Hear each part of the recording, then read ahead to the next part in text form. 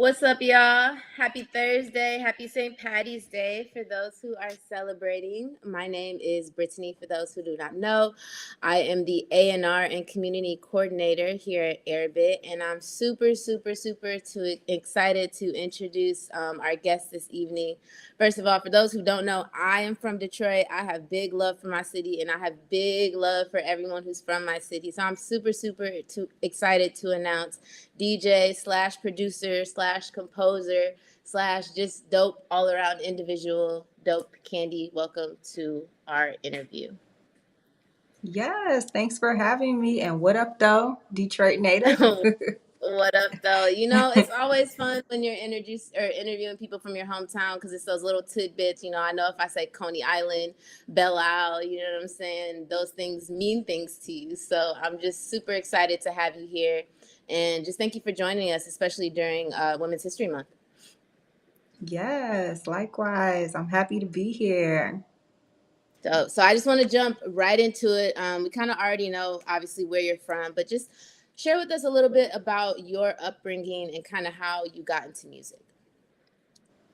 Sure, yeah. So I grew up, was born and raised mostly on the west side of Detroit. My mom is a singer-songwriter, and my uncle was a guitar player and bass player. And so I kind of grew up in music. I didn't really know that it was not normal for people to grow up in music. That's how thick it was growing up. So um, yeah, born and raised in Detroit, and I was a studio kid. I kind of went along with my mom. She had to take me everywhere with her because she couldn't find a babysitter.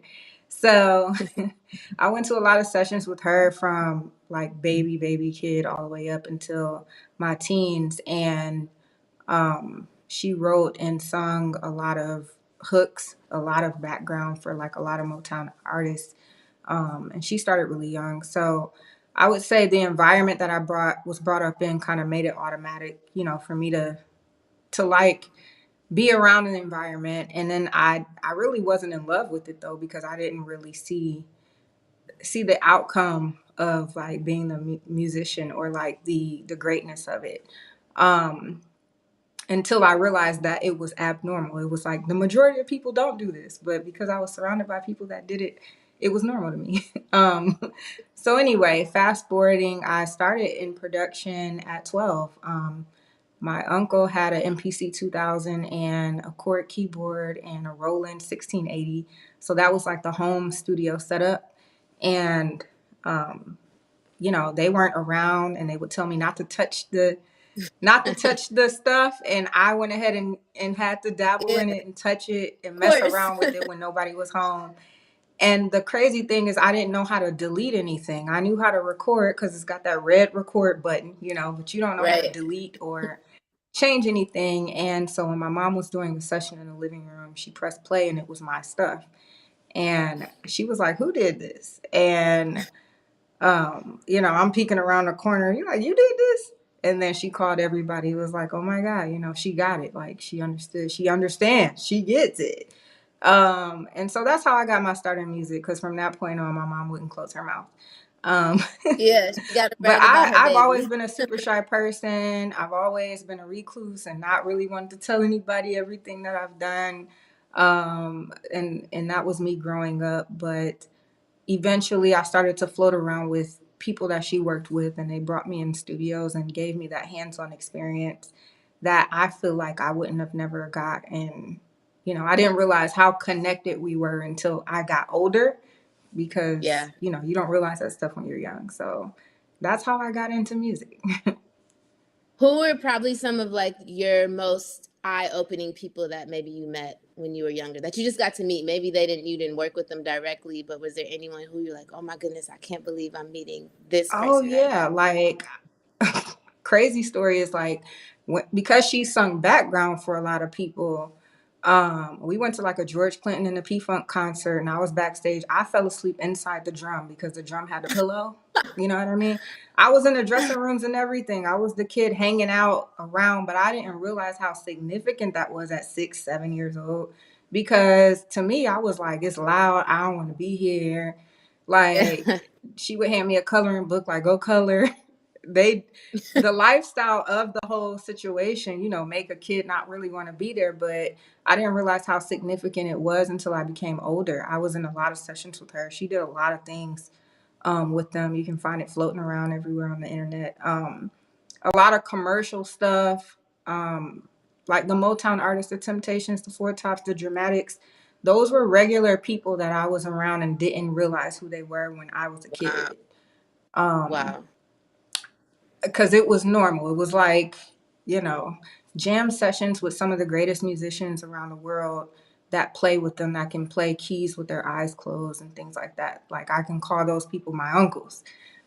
So it was like that, and I didn't realize it until I was older. I would say just not too long ago. I'm like, wait a minute, I was in that session when they cut that song, and it's actually playing. Like, whoa, wait a Yeah. minute.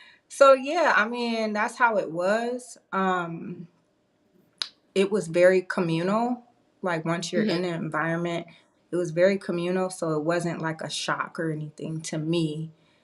Yeah. It was like, okay, after we at the studio, you pulling up, you know what I mean? So that Right. kind of thing. Did you have any like big influences at that time who like people that you can that stood out that was like, yo, I want to work with you. Let me take you under my wing and teach you some things. Or was it kind of more so like you just said, that communal thing where everyone was like, here, come listen to this or be around this and be around that?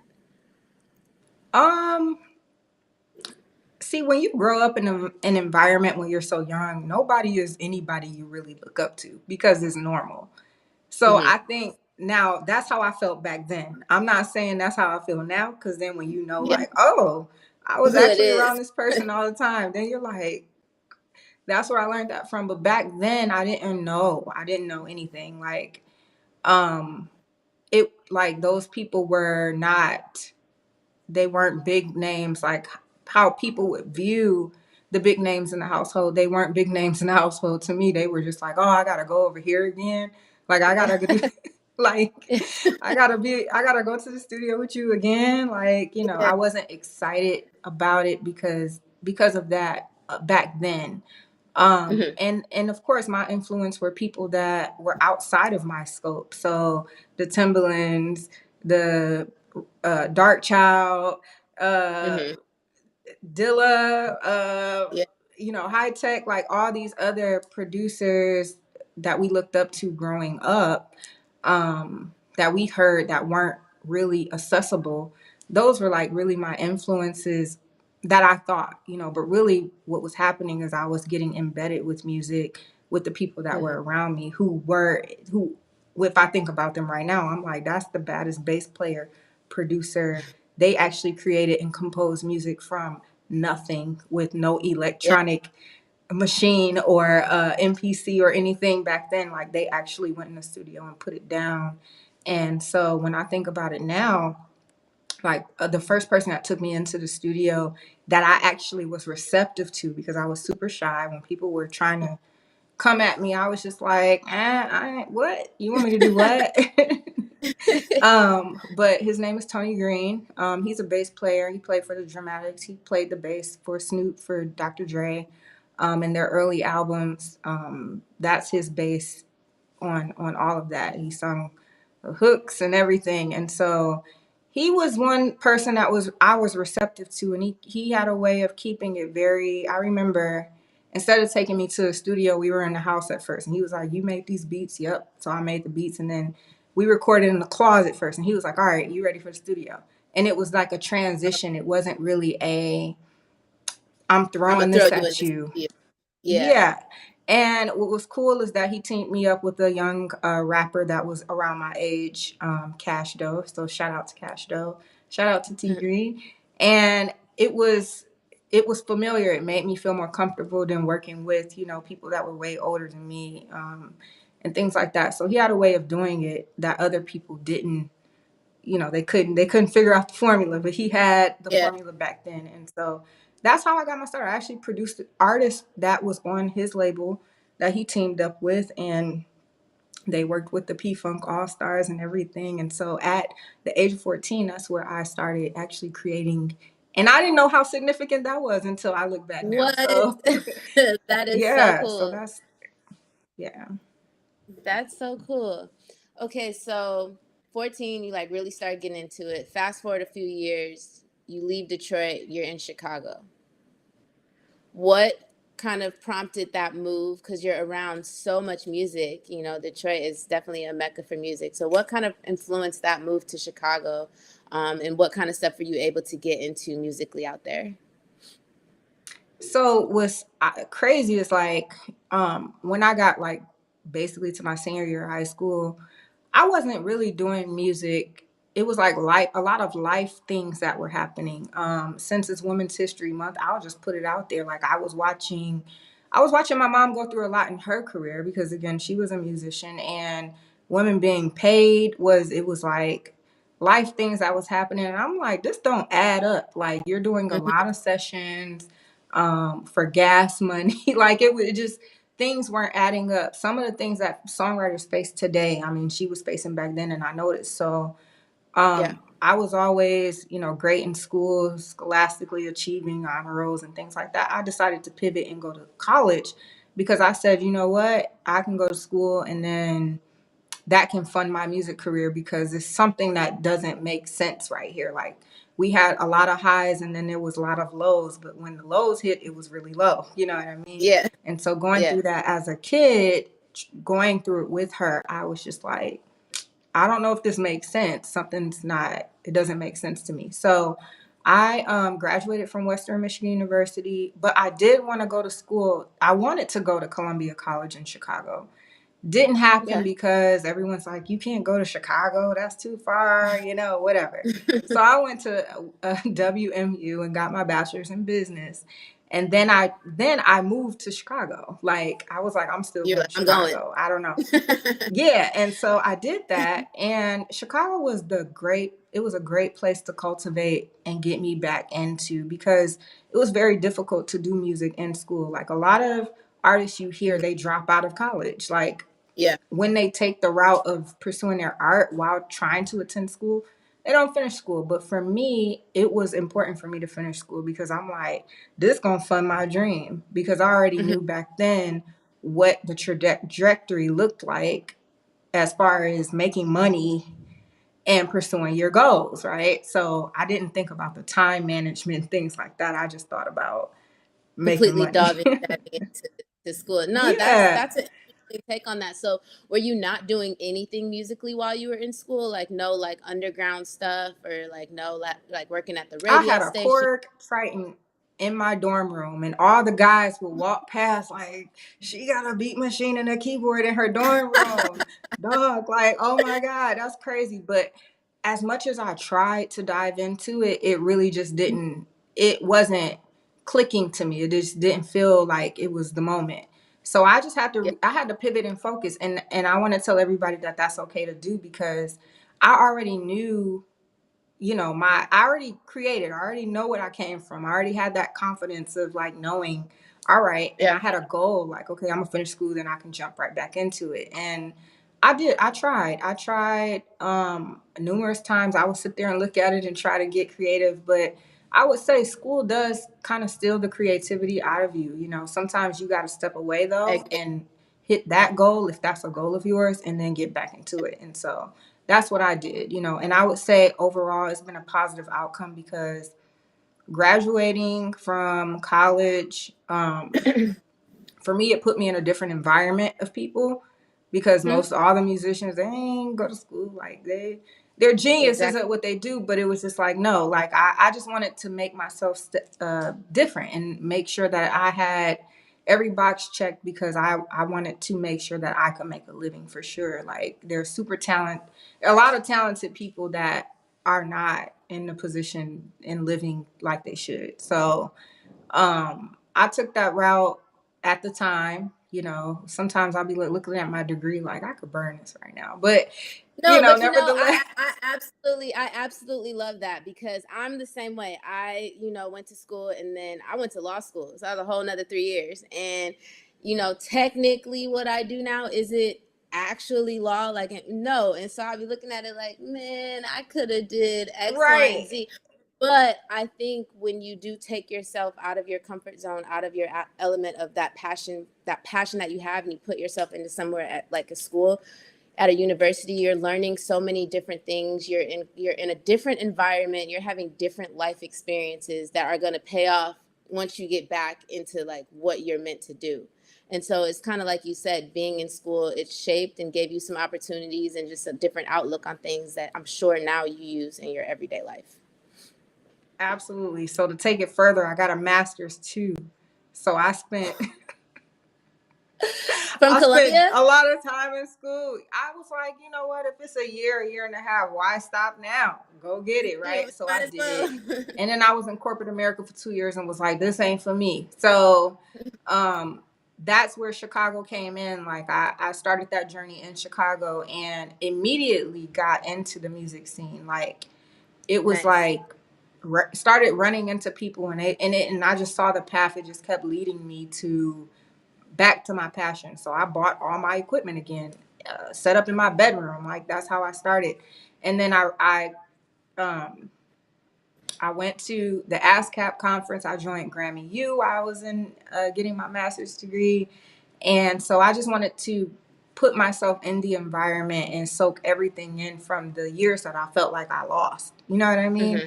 And so I did that and came across iStandard, and that's where Okay. So wait, things really started to pivot. before we get into iStandard, when you were coming up, when you were in the Grammy U's, when you were meeting people, did you ever feel like you had to kind of do anything to make yourself stand out because you are a woman? Did anyone come at you any differently because you're a woman, or do you think it was like all business from the jump? Like, did you ever feel any type of like kind of pushback on what you wanted to do just because you're a woman, especially at that time?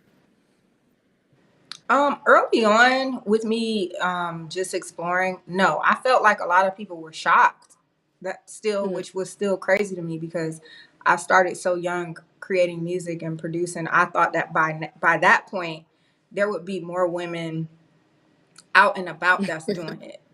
Yeah. And it was like, no, this is still like this. So that was interesting to me. But in the beginning, prior to me jumping head first into like the ice there in the community, no, I was walking around. I was in Grammy U. There were other women that were great, that were in college, performers, singers, songwriters, and there were men, and it was great opportunity. And I felt like at that time, everybody just wanted to network and have like a common sense of community.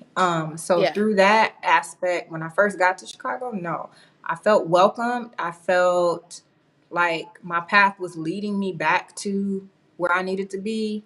And so it Okay. was cool at first. At first. Yeah. Okay. And then you get into iStandard. So, talk to me a little bit about iStandard. It is a program for producers, songwriters. There were live events, online courses, beat battles, songwriters. It was like everything, right? When I was reading up about it, I was like, Everything. how come this is no longer existent? This sounds like something amazing. If like this was what I wanted to do, it's like your one stop shop to like doing all of It was that. Talk to literally me. your one stop shop for everything. So how that came about, my first the first time that I connected with iStandard, I don't even think they know that, but I came to the ASCAP conference in 2011, out here in LA, and I ended up coming to the showcase, and I met tons of producers that ended up being a part of like my community then, but I didn't even realize it. You know, I didn't know what I was getting myself into. And so it was a dope show. It was a dope showcase. I didn't really think too much about it, but then I came home to Chicago a few days later, and then they were doing a showcase in Chicago. And so I went to the show, and I noticed there were no women in the crowd. There was no women on stage. And I was like, hey, yo, what's the problem? Like, What's there's up? no Where we women here at all. There's a couple of women. Like, I took my friend, and I think probably me and her were probably, other than a bartender, was the only women in the whole building. Yeah. And so I was just like, yo, I need to be involved in this. You at? know what I mean? That was my thought process. And I still didn't know what magnitude I was getting myself into. But eventually it led to me doing a showcase, being a part of one of their showcases in New York at Webster's Hall. And I did that first, and it was super great turnout. That showcase was huge. It was like Nice. people couldn't walk in the building. Okay, that's how many people was in the So building, and it was 2 days. And I just flew out to New York with a backpack, hopped on a train, kind of did the whole thing. yeah. Slept at my friend's house on the couch, and The way then you do New York um, when you're first doing New York, it's like the way you do New that's how York. you do it, right? So Yeah. that was really significant. That was like a pivot point in my life, and then I started working for iStandard. I started as a brand rep, and then I started coordinating shows, Okay. and kind of did a little bit of everything, to be honest. So I was down with iStandard from 2012 to about 2016, 2017. It probably was one of the greatest things for the culture of producers. I feel like during that period of time, that's when music producing became mainstream. You know what I mean? Mm, They yeah. partnered with all of the software companies, so from Machine to Ableton to Reason to everybody you can think of. And they really brought out, they made music production cool. Everybody had to come out. And then not only that, it was a community with some of the best producers in the industry that we know, that we grew up on, all the way down to those that were up and coming. And I'm so happy that I can say I was a part of that culture, and actually setting up the showcases. Like I head down the Midwest market. We did um, probably over 100 shows a year from city to city. And I would just backpack it, hop on a plane, and travel. And, I can say I created some great relationships through that. Like the seeds that I was able to plant during those Hmm. times are the people that they're actually coming to fruition today. And those are people I can call on at any moment, like to collaborate, to kick it, just to Yeah. speak the music language. If there's any opportunities, people have reached out to me. So it's been great. That's super dope. Is there anything that stands out to you that you think you did while at iStandard? Because I know you're really big into like the mentoring and just into like introducing women to this community and making sure we're here. Was there anything that you felt like you had to fight for to like kind of get us at, or like anything that stands out that you were like, I forgot I did this, or like, yeah, I brought this person here, anything like that? I try, during my period of time, I can say the women, we were still far in between. Okay. Yeah. Madly, I know that she was a part of the beat battle, but I remember she emailed us for the show, and she wanted to be in New York. New York was one of my markets that I booked, and I'm like, yes, you're a woman, you need to be in the show. Like I heard her stuff, I'm Yeah. like, fire, and she got her start there. Charity, can't leave out Charity. Charity is like the beat battle queen. She was moving around from city to city from Houston. So shout out to Charity. Rest in peace to Kels, but she was also a brand rep for iStandard and a producer, and she was really dope. Rest in peace to Propane. Propane was one of the most profound producers that I've ever met, but I think she was from Charlotte and she came to New York and was in Beast of the Beats head on with tons of men. I think she was one of the only women in the showcase that, I mean, she definitely placed. I can't remember where, but her music was crazy dope. But there weren't a lot of women that participated in the showcases as much as I tried to Hmm. get more women to participate. There wasn't a lot of women that participated in the showcases. Like I probably named about five, right? Yeah. And I know Yeah. there were more that came in and out of the scene. Um, but I was pretty consistent in being a part of it because I booked a lot of the shows and everything. But Right. my goal was to, like, any woman that ever submitted, I was just like, yes, you need to be in the showcase. And I Yeah.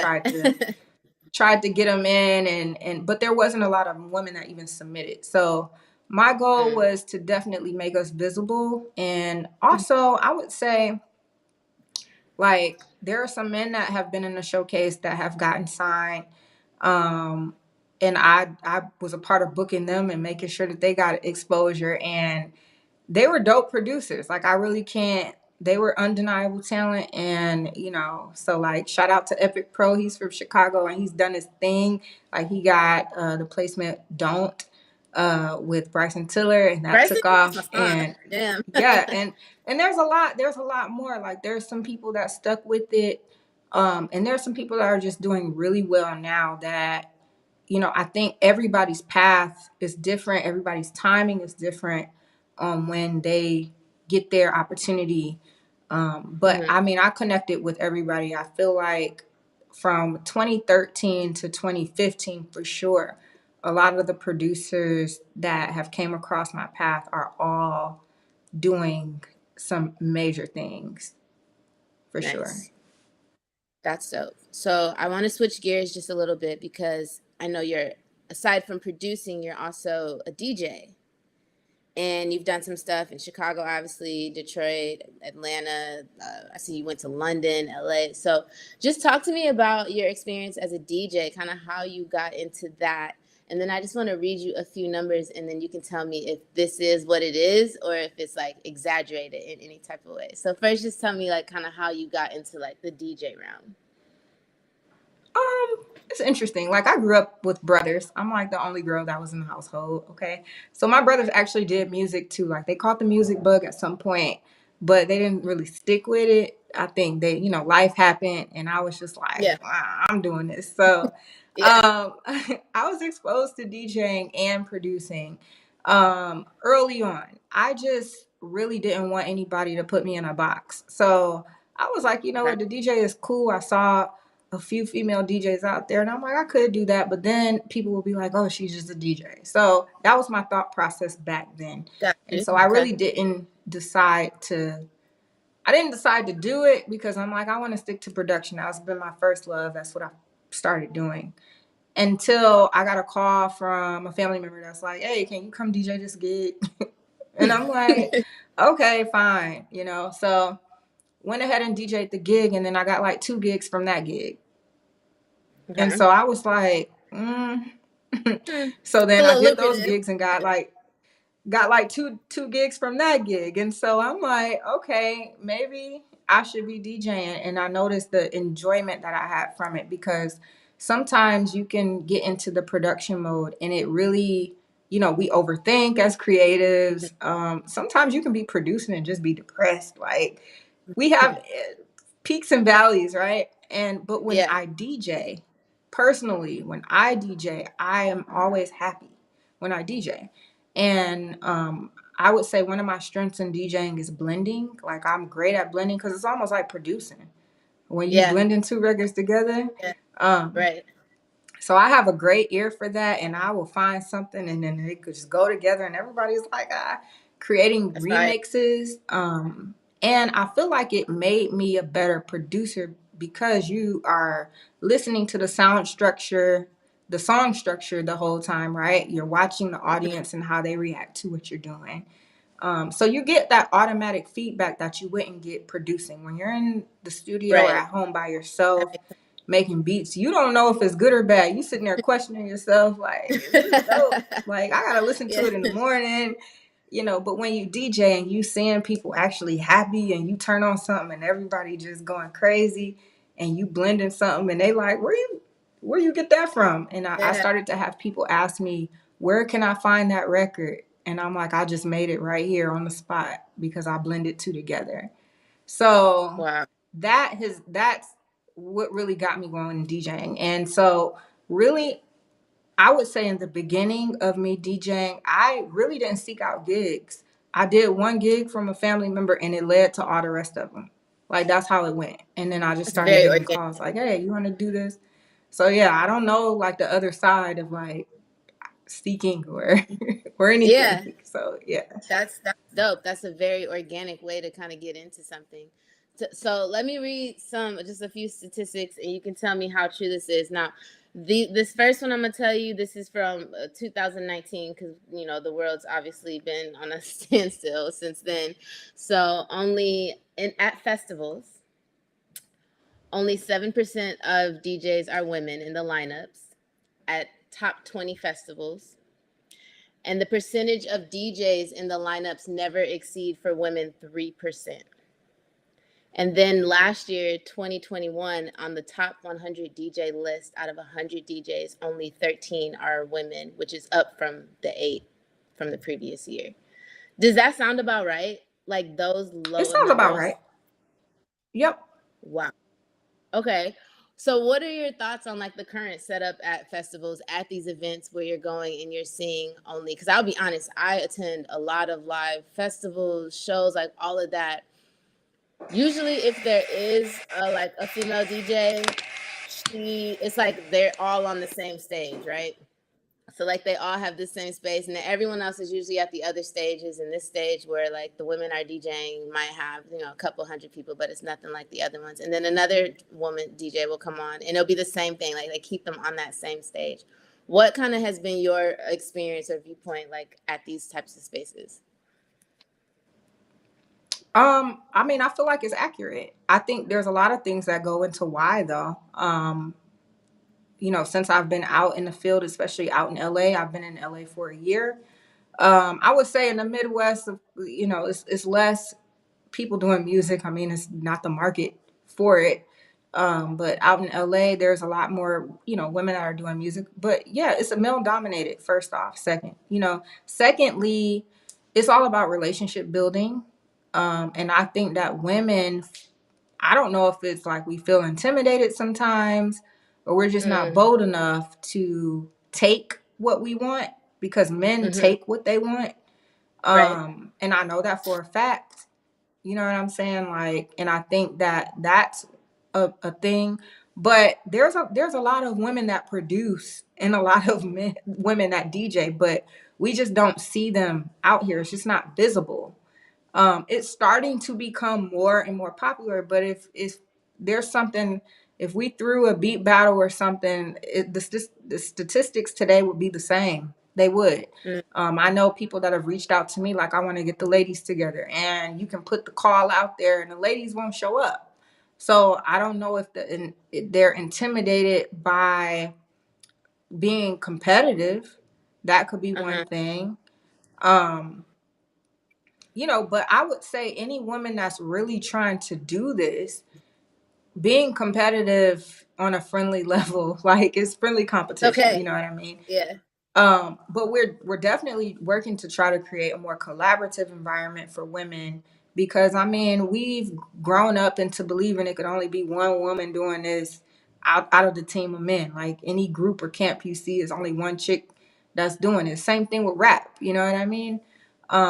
But yeah, the statistics are about right, and I think there's a lot of factors that go into that. I don't really think it's just like if people knew you as a dope female and you actually built the connection with the artist that's on stage, then the likelihood would increase for you to actually have the main stage. You know what I'm saying?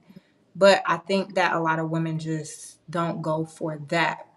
They for a lot of reasons. Yeah. So you kind of just touched on something that I want to head into next, because I know you had some experience at an entertainment law firm, working at a law firm, and myself having like spent some time at some law firms, I already know just that whole energy, that whole vibe of like being in that space.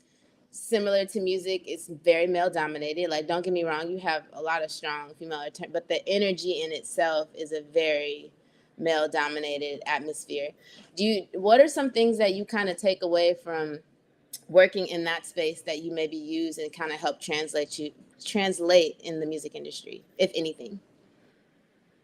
Um, I would say every space that I've been in, and it's been like okay, maybe 80-20. Some spaces they have been like, okay, condescending to a woman, you know what I mean? But I've always been outspoken. I don't know if it's the Detroit in me or whatever. Yeah, Uh, I'm it's sure just it been is. I'm like, sure it okay, like is. we got to figure this out. Or if an environment doesn't fit me, then I can move around because I know my Mhm. value, right? So it's Right. been that way. But I would say my experience working in the law firm on that side of things, I think people really were receptive to what I had to bring at the table. You know what I'm saying? I didn't feel like, I was put down or pushed off into, and it was small, you know what I mean? But I don't feel like I was pushed over or around. Now, one thing that I did take from that was a learning lesson. Like I said, I watched my mom go through so much growing up in music as far as like getting paid. And so my job was actually royalty retrieval. Okay. And so while I was I can't there, wait to hear how you did this. yeah, while I was there, we got that letterhead and we started hitting up all the spots like, hey, so I went ahead and retrieved them royalties. So Nice. that was like once I found out, okay, I know how this works. You know, she need to be signed up with Yeah. everything. You got to make sure you're signed up with Sound Exchange. Make sure you're signed up with your PRO, so ASCAP or BMI or whatever. Make sure that all you're on your end that you're signed up with all the royalty collection companies, Hmm. right? And then on their end, it's like, okay, let me hit them up. And ARA Royalties also is a nonprofit that looks for any royalties if you do any background singing but you wasn't featured. You know, people have royalties just sitting up in the ether that they don't even know about. And so I went ahead and did some research and got that. Once I figured that out, and that was really my purpose. I would say that was my only purpose there. That's Although so dope. I went to, I mean, it taught me like, okay, this is how you get paid. And that was really my goal. Like I said, you know, I'm going to school for business. I got my master's in accounting because I need to find out how do I get to the money. But music has always been my passion. But I'm like, nobody should be living like this or going through these things in which people are still going through today, not getting paid Right. years after years of you know, producing major records and not even getting their checks till And, 2 years, and 3 years later. It's crazy. yeah, and that very much just goes back to what we were talking about earlier with like the importance of having that education, because you were then able to like put all of that to work to make sure that you personally are not put in that same position that we, like you said, are seeing unfortunately so many artists in today, because they haven't learned that, because they just don't know, they haven't been in that space to learn that, and people are going to take advantage of Exactly. you as long as you allow them to do so, That's so it. that's really good that you like kind of just separated yourself and to be able to make yourself, that knowledgeable to do that. Um, wow. So let's talk a little bit about your mentoring. I know you're really big into like mentoring. What are some of the things that you're doing now that kind of is helping like the younger generation or even like your peers? How are you helping them? What organizations are you involved in, or that other people can maybe get involved in? Yeah, so I'm actually an instructor with Girls Make Beats. Shout out to Girls Make Beats Eh? organization. So if any of you have any young girls, we teach girls, I think from age 6 to 17, how to produce and DJ. So you can go to the website girlsmakebeats.org. It's a nonprofit. And we teach them how to do DJing and production. Classes are virtual. We have our spring session that's coming up. We're going to have sessions in the summer, but we actually teach them starting on Soundtrap. Spotify's a partner, and they have like a program called Soundtrap.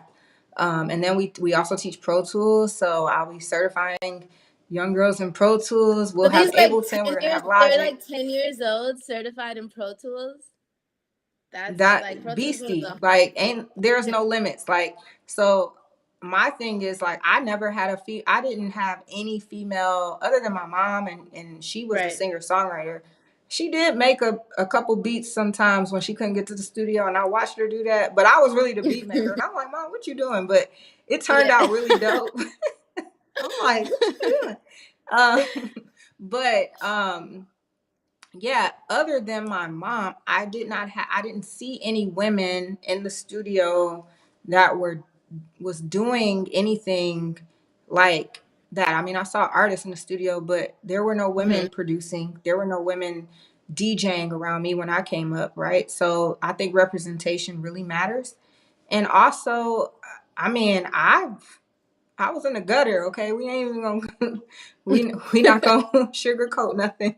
So just thinking about the exposure, like how would young girls know that this job is possible? You know what I mean? I have family Hmm. members that know what I've been Yeah. doing forever, but they still don't think on the level like, oh yeah, I can win a Grammy or have a Billboard #1 song or whatever because it's not in front of them. You know what I mean? So Right. um being able to be that representation for young girls is super important. And these girls have opportunities, way more opportunities than I've ever had. And Of I course. think they are also inspiration. So like diving in, I produce a podcast, Girls Make Beats podcast. So I produce the podcast that they're on, and they get to talking their stuff and having a conversation about things that they experience, and them knowing how women are, represent 2.6% of the music industry as producers. And it's just so interesting hearing their young voices. And that's inspiration for me. It's just like, man, the level of confidence that they're able to have that early is just I crazy. love And that. so that puts purpose behind like the passion. Like the music is like the passion, right? But what's the purpose? And so education, educating young girls is like number one. That's extremely important. I love that. All right, so for our older audience, who's maybe looking to like tap into the music industry, whether it be on the production side, whether it be on the DJ side, composer, songwriter, what are like 3 tips that you can give, especially for women trying to break into the industry today? Like three I would say tips that number maybe you one, wish like, somebody gave you. I'm sorry, what was that? No, I was just gonna say like maybe 3 tips that you wish somebody gave you. I don't know. 3 tips that I wish somebody would have gave me. Like I was super confident when I was young, but coming back into the scene, things changed Yeah. drastically. Like people wasn't really, the machine was like big. Everything was analog. It was all colorful and pretty. You know, production was becoming more mainstream. Like back when I started, music producers were behind the scene. You could just read their name on the back of the album cover. Now, it's became more of like, who produced that record? Like, Yeah. everyone wants to know at this point. And so the game changed. But I would say, first off, you have to fall in love with the process. And the process is the work. Okay. So you need Mm, to be in your work more than the aesthetic. It looks really cool to DJ and produce, but you yeah. have to get your hands dirty. And your hands dirty sometimes means to fail forward. There's some times where you're not gonna, everybody's not gonna like your music, whether it's the greatest thing you feel like you've created or not, and you have to know that. But the key is to know your craft. And so that's a lot of hours and time in the programs that you use, making stuff that's dope, linking up with artists.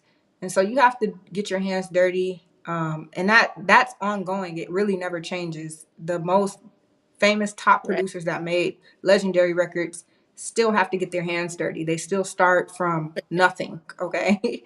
Yeah. So that's number one. And you have to understand that. And then number two, for women especially, you have to be bold and know what you want. Um, because you can get sidetracked a lot. There's a lot Mhm. of promises in this industry that just don't work out. And you have to take it as like a grain of salt when somebody tell you something's gonna happen. There's a lot of people that don't even know placements is gonna drop, and then they just drop, and you just never Yeah. knew. You just right. So that's the Yeah. culture. That's the way it is right now. And so with that being said, you have to, be bold, make connections. I think networking is really important. So like planting positive seeds and Mm. put your work first.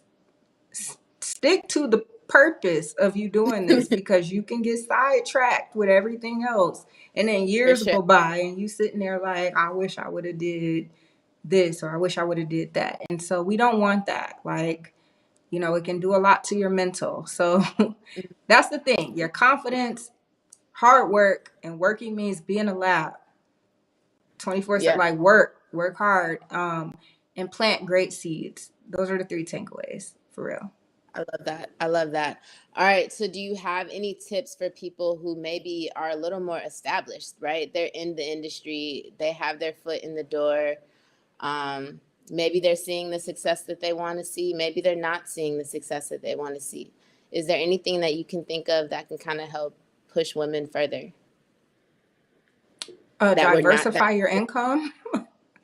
Diversify Mm. your income. Ooh. Like never put your eggs in one basket. That's Yeah. important, especially nowadays. Like the way Hmm. back when we grew up, and we are looking up to Timbaland and Swiss Beats and whoever else. They were making $300,000 to $500,000 a beat. That doesn't exist anymore. Like, you be lucky to get a 5,000. You know what I'm saying? 15. Yeah. And then you gotta wait a couple years maybe before you get it. So you have to Not money. diversify your income and really look into these places. Like, I mean, it's cool because we're constantly evolving. Like, now we got EFTs and we got Web3 and we got all types of things. But figure out some other strengths that you may have an interest. Like, one of mine is teaching, and it aligns with my passion. It Hmm. aligns with my purpose. It is my purpose, right? So teach along the way while you get to where you're trying to go. That's my Love thing. it. Um, and then you got a whole community that you done taught and laid a foundation for them to come up. Like, how can you lose? But for other people, find out what that thing is and diversify your income, because the way the music industry just changes. It's like, today is one thing, tomorrow it could be the next, and you don't want to be caught in that. Like, you have to pay your light bill so that you can create music. So it's important. That's very true. That's very true. What are some things that you can think of off the top of your head that kind of like needs to be done in regards to, I guess, overall women being in the music industry? Like, what are some, like, does it just need to be more opportunities created for us? Is it us kicking down the door and demanding these opportunities? Like, what's kind of that even line? And I already, just from talking to you, I feel like I know which way you're going to lean towards, but I am interested to kind of hear your thoughts about that. We definitely have to kick the door down, but it's also, we definitely have to create our own opportunities. I feel like women sticking together to create that community of collaboration is starting to happen more and more now, but it still needs a lot of work. Mm, Like I said, we grew up on the foundation that it really can only be one woman doing this and you could be replaced. You know what I'm right, saying? But no, it's like, if all the women stick together, then nobody can be replaced. Like, who has that power? Who's that right. gatekeeper? You know what I mean? So just kick that out the way. Like, that's obsolete. We don't have to go by those standards. We never had to. If we would have stuck together and not looked at a man as that, like, gave them that power. You know what I mean? Yeah. So I think, yeah, we have to kick the door down, but we also have to create opportunities for each other. There's more than enough for everybody. So if you have the attitude of desperation and lack and everything, then that's what you're going to get. You're always not going to receive. But if you have the attitude of abundance, then it's enough to go around. And so I really think that that's super important. Also, stay in your lane. Like, find out what your strength is, and whoever is your partner in crime or a female you can link up, they stay in their lane and y'all can collaborate. Like, it's not a Yeah. competition. It's like, she's dope at this. One thing that men do that I see, especially when it comes to producing, is like, you might have somebody that's dope with melodies that can play the keys and everything. Then you might have somebody that's crazy with drums and his, Mhm. like, he Yeah. make it knock, right? And then you got somebody that plays live instruments and can play the bass and everything. And they collaborate and make a dope ass record. And women don't do that. It's like, I'm trying to do Hmm. everything. Like, you Yeah. might not be great at everything. But you can call somebody, because there's women that do those things that you can seek out and call and create something amazing. And it can be like a women team, or it could be a man. Like, I collaborate with a lot of men that are dope. You know what I'm saying? I'm not Mhm. like everything's for Female. women, but I'm just saying, Yeah. having that opportunity and that door open is really important, and it's important for us to lift each other up. So yeah. I 110% agree. So I'm super excited to talk about a little bit about this next topic, because I love hearing about like the projects that you're personally working on. So can you share with us a little bit about Candy Loops and what the Yeah, creative so process was like, all of that. I know I've been talking about this for so long to some people that have been following along. But yeah, I'm dropping a loop kit at the end of this month. So yeah, definitely stay tuned. I wanted to definitely lace those that are on this live with some loops. So there's a link where you can actually go in and drop your email so that you can get a sneak peek into Candy Loops and also get a promo code for when it drops. But I'll definitely have it on the Airbit site. I also have it on Candy Loops website. So the link is there. But yeah, I got the opportunity to collect some sounds from the Synth Museum here in LA, and also the synth, I want to say the synth lab in Chicago when I was in Chicago. So I was there before I moved to LA. So I've only been here a year, and I got a chance to play with a lot of the stuff that they had. So they had like the Roland 808, the 909, the Juno, the Moog Matriarch. I had a Rhodes, authentic Rhodes keys and things like that. Wow. So I really want to That's definitely dope. put my energy out there with my loops and, um, you know, build some inspiration for those that are in the community. So I'll be dropping Candy Loops, but for those that actually click the link, if you drop your email in there, I'll be able to shoot you over some loops and a promo code for when it drops. And it won't be the first kit. I'll be dropping them. So yeah. Nice. That's dope. Make sure y'all click that link, sign up, get you some loops from a girl. All right, last thing, outside of the loops, what else do you have that you're working towards in the future? Any goals that you have coming up this year? Any big projects that you want to announce? So I have some really great news. I wish I That could you can share, but I can't. yeah. I can't, but I will eventually, like, when smoke clears everything.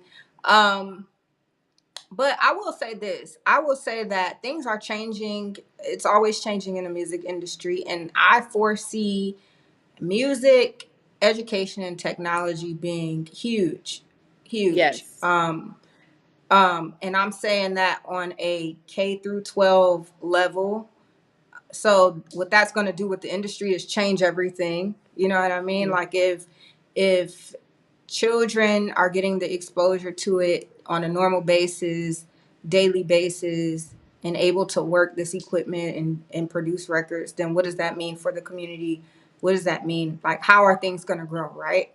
And then on the tech side, what does that mean? You know what I mean? Like, we're getting into some different things post pandemic, or I guess in the midst of coming out of this pandemic, Yeah. that's changing things more. So I will just drop that nugget and just say people need to like really expand things. Like, the old way of doing things just doesn't exist anymore.